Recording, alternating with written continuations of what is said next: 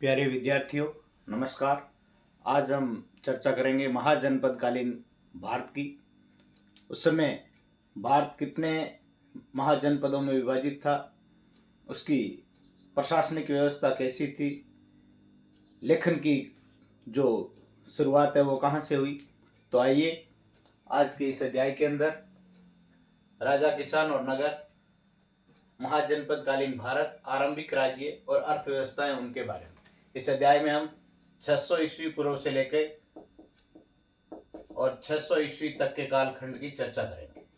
600 ईस्वी पूर्व से लेकर 600 ईस्वी तक के कालखंड की चर्चा करेंगे। इससे पूर्व के अध्याय के अंदर हमने हड़प्पा कालीन सभ्यता के बारे में चर्चा की, जो 2600 ईस्वी पूर्व से 1900 ईस्वी पूर्व तक रही। आइए तो देखते हैं लेखन के आरंभिक कालखंड। यहां से लेखन कार्य की शुरुआत हुई। लेखन कार्य की शुरुआत हुई यहां से। सिंधु और इसकी उपनदियों के किनारे रहने वाले लोगों ने किसकी रचना की? ऋग्वेद की। ऋग्वेद विश्व की सबसे प्राचीन पुस्तक, विश्व की सबसे प्राचीन पुस्तक अगर पूछ ली जाए, कई बार पूछा जाता है कि विश्व की सबसे प्राचीन पुस्तक का नाम बताइए, तो आपको लिखना है ऋग्वेद। ऋग्वेद उस कालखंड में, महाजनपद के कालखंड में लिखा गया था। अध्याय में प्रमुख महत्वपूर्ण पहलू रहेंगे आपके सिक्के और अभिलेख। सिक्के और अभिलेख। अभिलेख किसे कहते हैं? अभिलेख पत्थर, धातु या मिट्टी की कठोर सतह पर उत्कीर्णित या खुदे हुए लेख क्या कहलाते हैं? अभिलेख। प्रश्न आ जाए, अभिलेख लेखन के कार्य की शुरुआत किसके शासनकाल में हुई?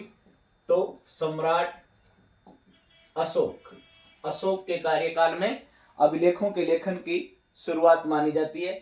अभिलेख मुख्यतः दो भाषाओं में लिखे गए थे, ब्राह्मी और खरोष्टी। ब्राह्मी, खरोष्टी और प्राकृत। शुरुआती अभिलेख प्राकृत भाषाओं में आपको मिलेंगे। प्राचीनतम अभिलेख प्राकृत भाषाओं में लिखे गए। अब आपसे प्रश्न पूछ लिया जाए कि प्राकृत भाषा क्या है, तो जन सामान्य द्वारा बोली जाने वाली भाषा क्या कहलाती थी? प्राकृत भाषा कहलाती थी। जन सामान्य द्वारा बोली जाने वाली भाषा। 1830 का कालखंड, 1830 के दशक का जो कालखंड था, वो इन लिपियों के अनुवाद के लिए सबसे महत्वपूर्ण कालखंड माना जाता है। कई बार प्रश्न आ जाता है, ब्राह्मी खरोष्टी लिपि का अर्थ या अनुवाद निकालने वाले प्रथम व्यक्ति कौन थे? तो आपको लिखना है जेम्स प्रिंसेप। कौन थे? जेम्स प्रिंसेप, जिसने अशोककालीन ब्राह्मी और खरोष्टी लिपि का अर्थ निकाला। कब? 1830 के दशक में।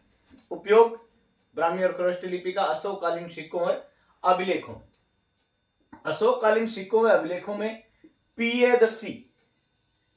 पियदसी यानी दिखने में सुंदर, मनोहर, मुखाकृति वाला। पियदर्शी यानी दिखने में सुंदर, फूटरो, मनोहर, मुखाकृति वाला राजा का उल्लेख मिलता है। इसने अध्याय की शुरुआत में आपको एक पहला पॉइंट मिलेगा, प्रिंसेप और पियदसी। यानी प्रिंसेप ने सबसे पहले इस शब्द का अर्थ निकाला था। पियदसी यानी मनोहर मुख आकृति वाला राजा। यानी यहाँ पे सम्राट अशोक के बारे में कहा गया है कि वो कल्डोई फूटरो राजा हो। प्रिंसेप के इस शोध से, कौन से शोध से? ब्राह्मी और खरोष्टी लिपि के अर्थ निकालने वाले शोध से भारतीय राजनीतिक इतिहास के अंदर नई गति मिली। प्रश्न आ जाए, कई बार कंपटीशन एग्जामों में भी पूछ लिया जाता है कि जेम्स प्रिंसेप के किस शोध से भारतीय राजनीतिक इतिहास को एक नई दिशा मिली, तो उसमें ऑप्शन काफी डाल दिए जाते हैं और एक ये भी, मतलब उसका सही अर्थ हो तो ये होगा, ब्राह्मी और खरोष्टी लिपि का अर्थ कौन से दशक के अंदर? 1830 के दशक के अंदर। आरंभिक भारतीय इतिहास का महत्वपूर्ण परिवर्तनकारी काल किसे माना जाता है? 6वीं शताब्दी ईस्वी पूर्व को। प्रश्न आया हुआ है बोर्ड में एक बार आगे भी। आरंभिक भारतीय इतिहास का महत्वपूर्ण परिवर्तनकारी काल किस कालखंड को माना जाता है? तो 6ठी शताब्दी ईस्वी पूर्व को महत्वपूर्ण परिवर्तनकारी कालखंड माना जाता है। इस काल को परिवर्तनकारी कालखंड क्यों कहते हैं? इसके प्रमुख कारण आरंभिक राज्यों व नगरों का उदय, जैसे मगध महाजनपद सबसे शक्तिशाली महाजनपद था, मत्स्य, काशी, ये नीचे आप पढ़ोगे। लोहे का बढ़ता प्रयोग, प्रश्न आ जाए किस कालखंड में लोहे का सबसे ज्यादा प्रयोग हुआ? तो महाजनपद कालीन भारत में। सिक्कों का विकास, सिक्कों की शुरुआत, विनिमय के लिए नया साधन, विनिमय व्यवस्था में क्या हुआ?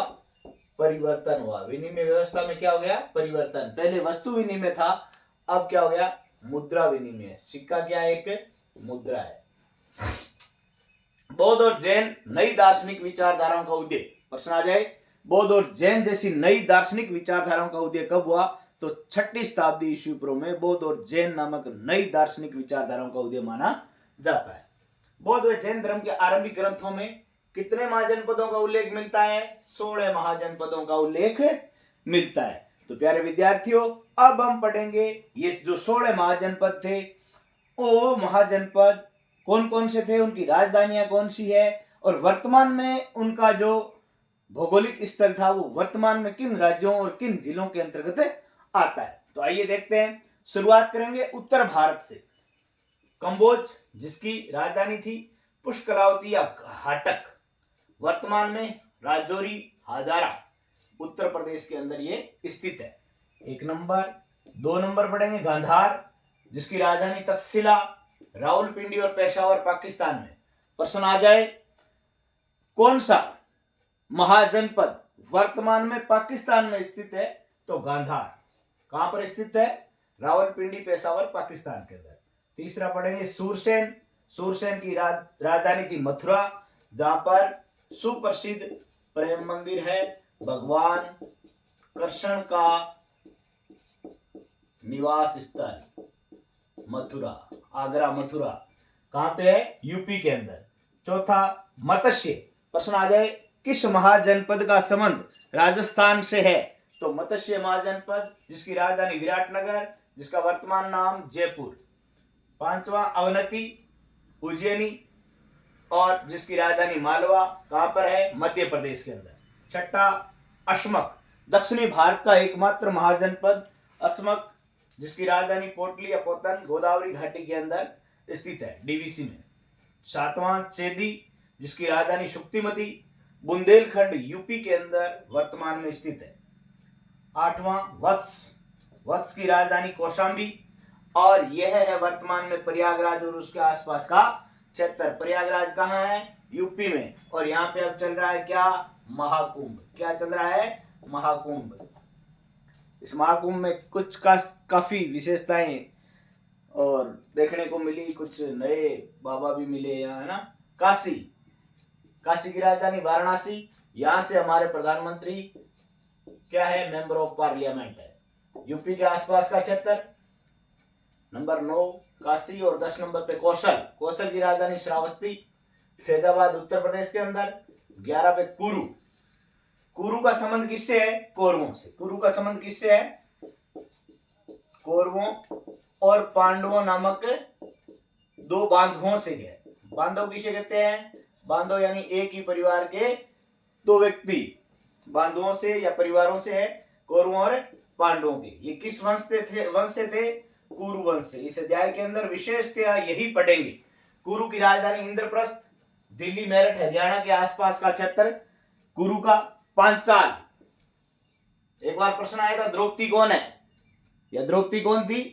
पांचाल नरेश द्रुपद की पुत्री और पांडवों की सहपत्नी कौन थी? द्रौपदी। पांचाल का संबंध किससे है? द्रौपदी से।